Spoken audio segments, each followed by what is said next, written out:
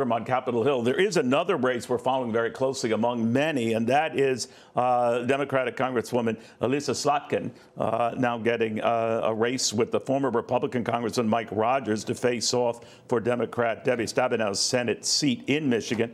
Mike Rogers joins us right now. We've invited the Congresswoman Slotkin to join us as well for an interview. We have yet to hear back. Hope springs eternal, but Congressman Rogers, very good to have you. You had the backing of Donald Trump, but you also had the backing of a number of other prominent Republicans.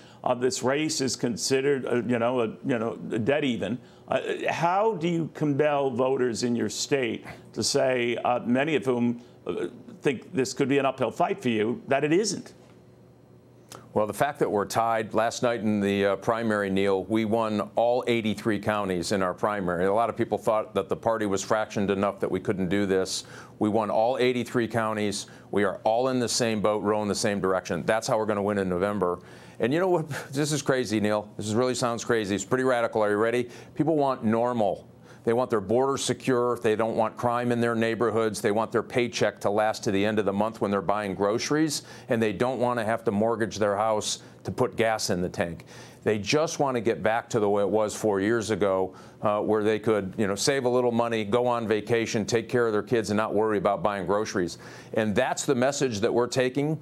And the Democrats just have a very different version. They're going to double down on making your gas more expensive. They're doing these EV mandates, which, by the way, auto workers hate. And, funny, customers do, too. They don't want to be told by the government what kind of car they have to drive. And it's backfiring on Democrats all across the state. So people say, oh, we haven't done it in 30 years. Well, University of Michigan 30 years ago. It took 30 years, by the way, to win the national championship. This is our year, too. We're going to win this national championship. We're going to win in November, and we're going to get this done, Neil. And I think people are ready. You have the support of the party here, and that's been, very different in some races where Donald Trump picks someone and others don't like that pick. You seem to have that backing. But you've got this other specter of the stock market kind of craziness of late. Are you working that into your campaign? I mean, the Democrats certainly are saying we're still a lot better off than when we came into office with both the markets and the economy. You say what? Boy, just simply not true. I mean, this is the Democrats starting the fire and taking credit for calling the fire truck. Listen, the way that they handled the economy, the pandemic and the lockdown, and now when people were starting to come back to work, they were saying, see, jobs are going up. I mean, most people here get it. And they've also been running around, the Democrats around the state, saying, you just don't understand, the economy's great. I talked to a woman the other day, Neil, who had to cancel her wedding because the food prices, the caterer came back to her and said, I can't do it for that price. I'm going to lose money. She had to postpone her wedding. There are people taking groceries off the conveyor belt and putting them back in the cart because they can't afford it. People know different. I don't care how many charts or glossy presentations or just saying, hey, everything's going to be okay. It's not in these families.